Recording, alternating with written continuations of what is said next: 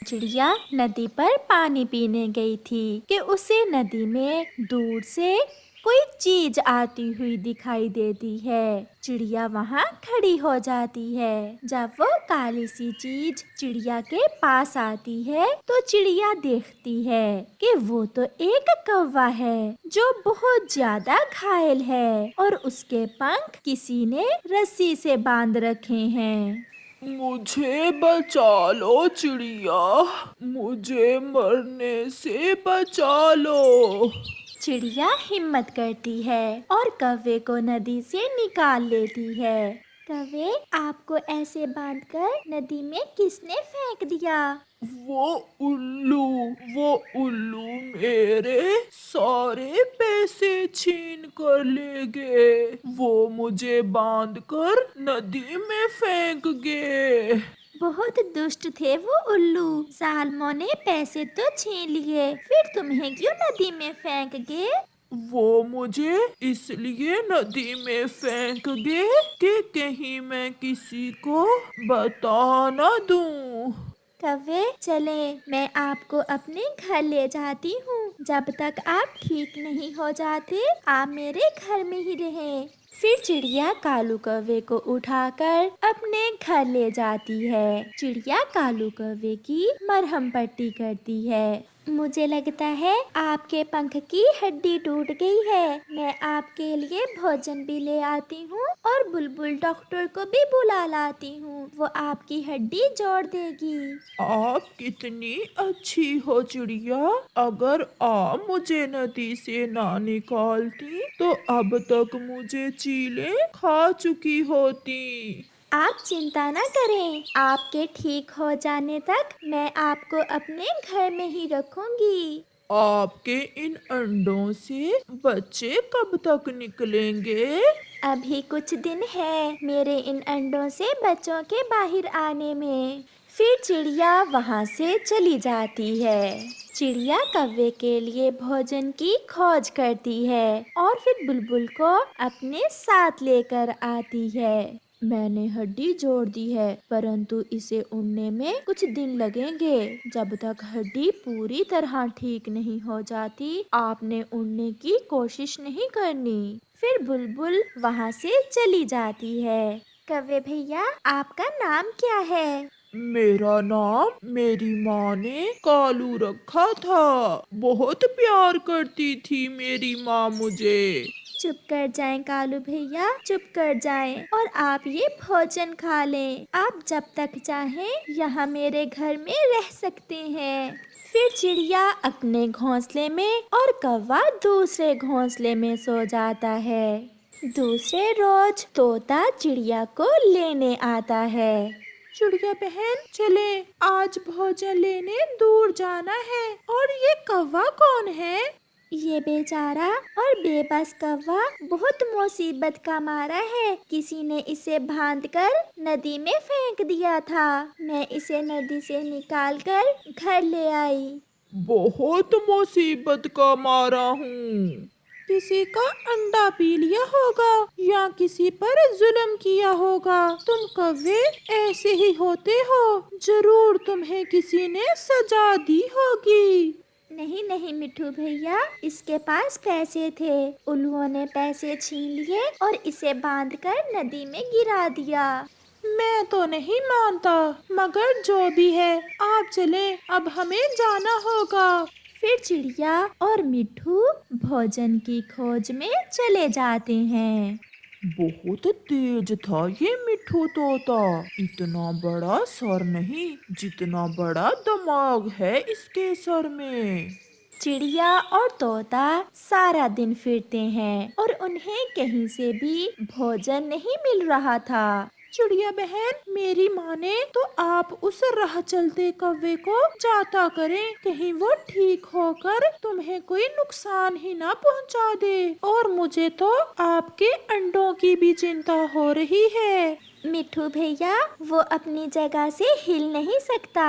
उसके पंख की हड्डी टूटी हुई है। वो मेरे अंडे क्या पिएगा? दूसरे के बारे में ऐसी बुरी सोच रखना अच्छी बात नहीं।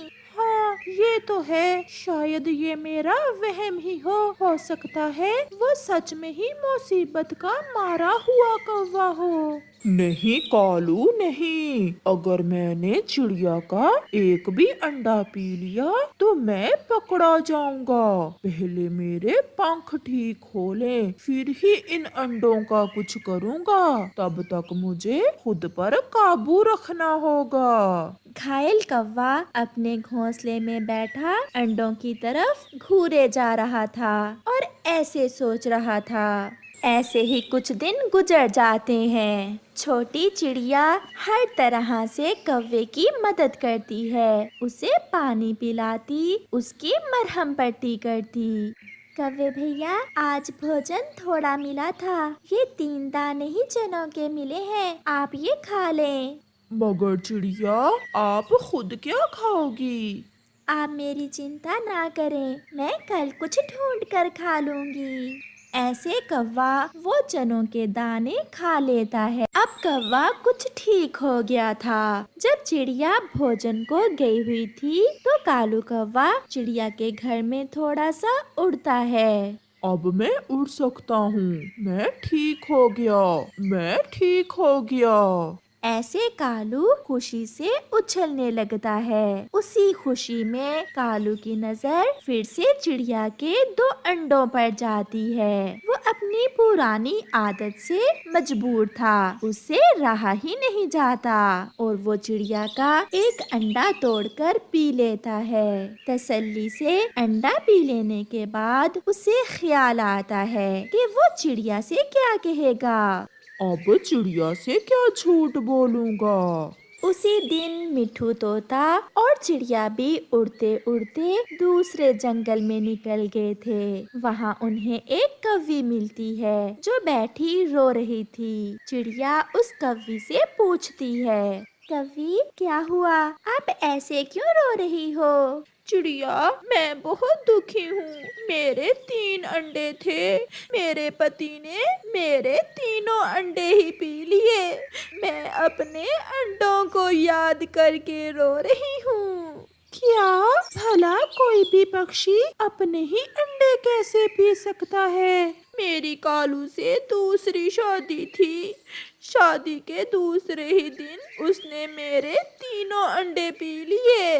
कालू का नाम सुनकर चिड़िया की तो जान ही निकल जाती है। क्या उसका नाम कालू था? वो तो मेरे घर में है, मुझे वो नदी से घायल मिला था। मेरे भाइयों ने मार मार कर उसे बांध कर नदी में फेंक दिया था। चिड़िया, वो इस काबिल नहीं कि उस पर कोई नेकी करे, वो बहुत बुरा कौवा है। चिड़िया, जल्दी घर चलो, जल्दी चलो। फिर चिड़िया और मिठू जल्दी से वापस घर की तरफ उड़ते हैं। चिड़िया अपना एक अंडा टूटा हुआ देखकर रोने लग जाती है। वो चिड़िया, मुझे गलत ना समझना, मैं उठकर बैठने की कोशिश कर रहा था कि मैं तुम्हारे अंडों पर गिर गया और मुझसे एक अंडा टूट गया। चिड़िया, मैं ना कहता था ये कौवा मुझे शक्ल से मक्कार और फ्रॉडिया लगता है।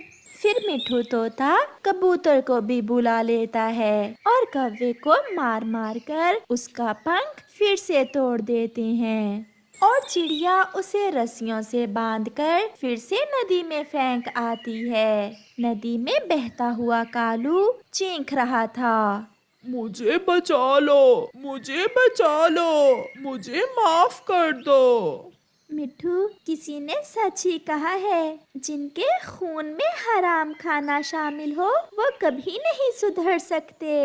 हाँ चिड़िया, जैसी नेकी तुमने उस कौवे पर की थी, किसी और पर की होती तो वो सारी जिंदगी ना भूलता। फिर चिड़िया और मिठू वापस चले जाते हैं और कालू कौवा चट्टानों से टकरा टकरा कर मर जाता है। प्यारे दोस्तों, कुछ पक्षी ऐसे एहसान फरामोश भी होते हैं कि जिन पर कितनी भी बड़ी नेकी कर लें मगर वो समय आने पर उन्हें ही सांप की तरह डस लेते हैं। ऐसे पक्षियों से बचें। आपका